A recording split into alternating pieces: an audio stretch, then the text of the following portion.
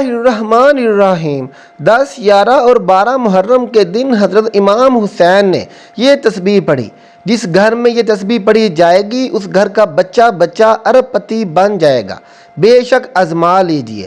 پیارے ناظرین، آج میں آپ کو قرآن پاک کی ایک ایسی صورت کے بارے میں بتانے جا رہا ہوں جو میرے امام حسین رضی اللہ تعالیٰ عنہ نے اپنی شہادت کے بعد پڑھی۔ شہادت کے بعد جب 3 دن تک امام حسین کے سر انور کو دمشق کے بازاروں میں پھرایا جا رہا تھا، اور جب آپ رضی اللہ تعالیٰ عنہ کا سر انور نیزے پر تھا تو اس وقت بھی امام علی مقام حضرت امام حسین کے سر انور سے قرآن پاک کی تلاوت کی آواز آ رہی تھی۔ تو اس وقت میرے امام علی مقام نے نیزے کی نوک پر جس سورہ مبارک کی تلاوت کی، آج اس کے بارے میں بتاؤں گا۔ اور یہ سورت جس گھر میں 10، 11 اور 12 محرم کے دن پڑھی جائے گی اس گھر کا بچہ بچہ ارب پتی بن جائے گا۔ ایسے گھر میں پورا سال رزق کی کمی نہیں آتی، کبھی فاقہ نہیں آتا اور تمام بیماریاں اس گھر سے ختم ہو جاتی ہیں۔ وہ لوگ بڑی ہی قسمت والے ہوتے ہیں جو یہ سورہ مبارکہ اپنے گھر میں 10، 11 اور 12 محرم والے دن پڑھتے ہیں یا بچوں سے پڑھوا لیتے ہیں۔ نہایت ہی آسان عمل ہے اور بڑا ہی آسان سا طریقہ ہے۔ جو شخص یہ چاہتا ہے کہ پورا سال غم سے میری حفاظت ہو جائے، ہر پریشانی سے میری حفاظت ہو جائے، ہر دکھ سے حفاظت ہو جائے، ہر آنے والی مشکل میرے لیے آسان ہو جائے، میرے گھر سے رزق کا فاقہ، رزق کی تنگی ہمیشہ کے لیے ختم ہو جائے، اس شخص کو چاہیے کہ یہ سورت اپنے گھر میں پڑھنے کا اہتمام ضرور کر لے۔ اگر آپ اپنے گھر میں رہتے ہیں تو اپنے گھر میں یہ سورت ضرور پڑھ لیں، یا کسی اور جگہ پر ہیں تو اپنے گھر کا تصور کر کے یہ سورت پڑھ کر پھونک مار دیں۔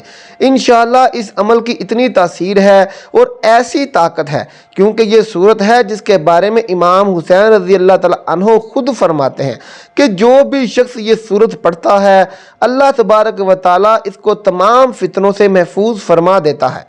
ناظرین کرام، جان لیجئے کہ سب سے بڑا فتنہ دجال کا فتنہ ہے، اور یہ سورت پڑھنے کی وجہ سے اللہ تبارک و تعالیٰ اس کو دجال کے فتنے سے بھی محفوظ فرما لیتے ہیں۔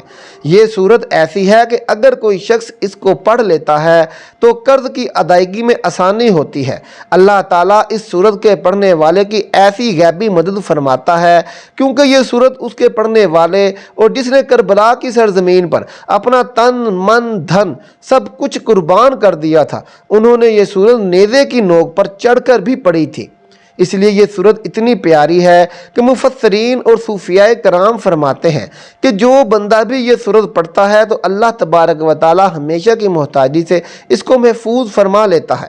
اگر وہ مقروض ہو تو قرضے کی ادائیگی میں آسانی ہو جاتی ہے، اگر اس کے دشمن بہت زیادہ ہوں تو اللہ تبارک و تعالی اس کی حفاظت فرماتا ہے۔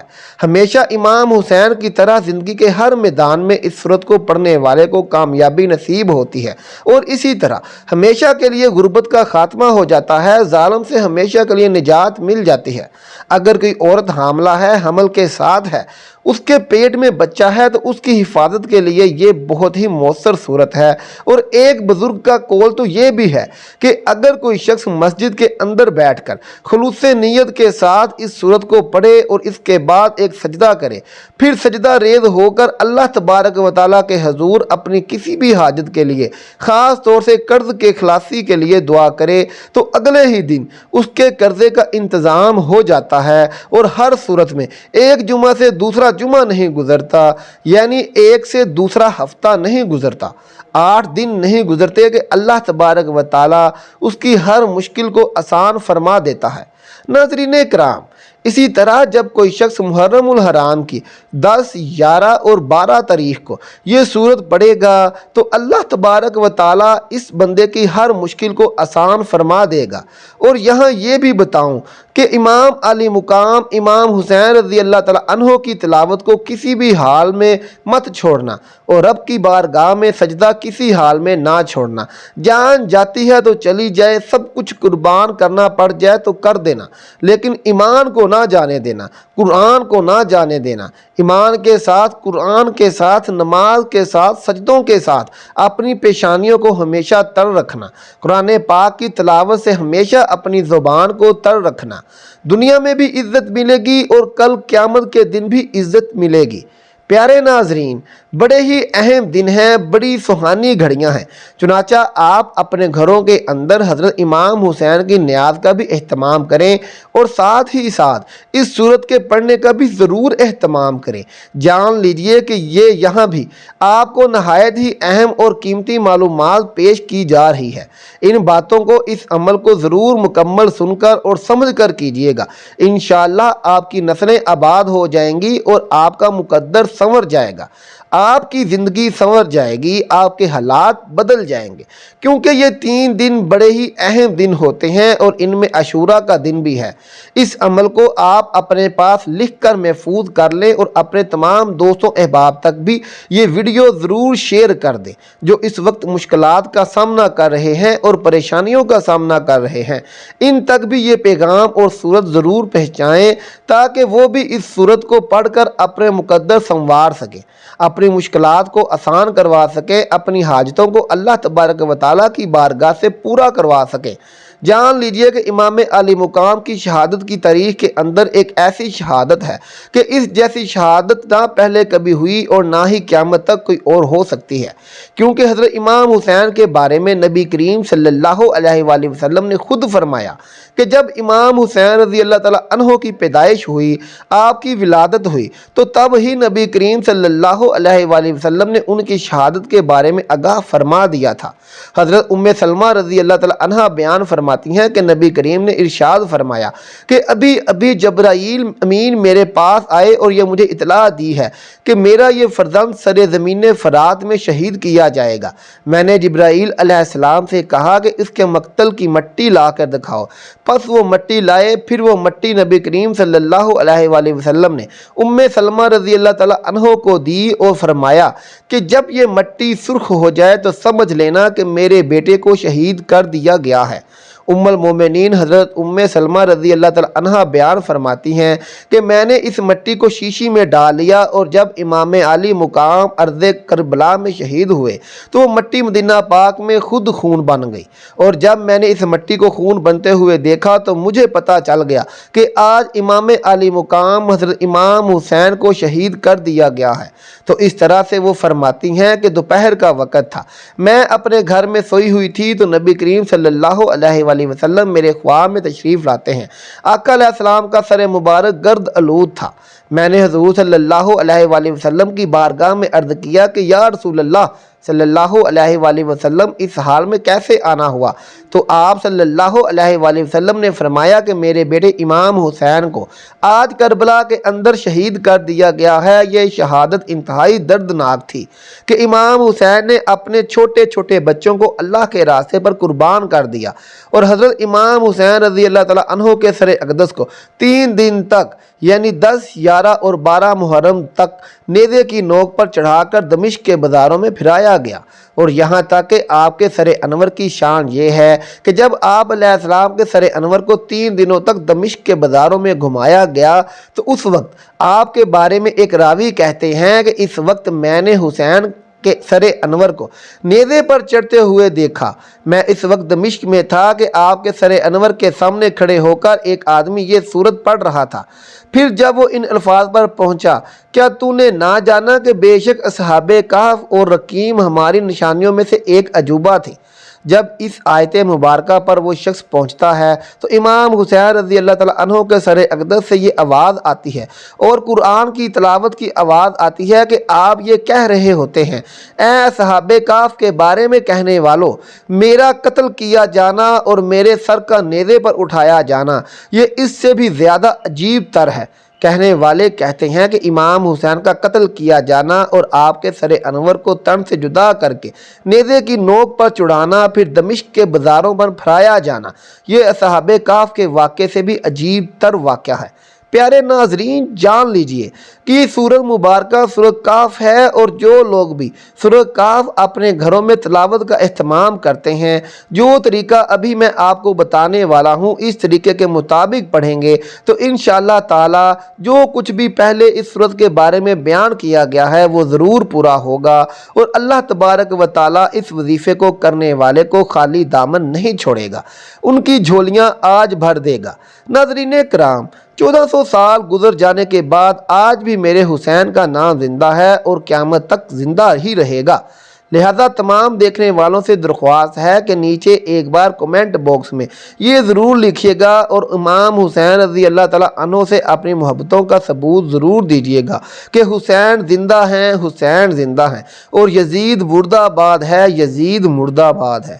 پیارے ناظرین، ابھی میں آپ کو بتاؤں گا کہ 10، 11، 12 محرم والے دن آپ نے یہ سورت کس طرح پڑھنی ہے اور کتنی مرتبہ پڑھنی ہے۔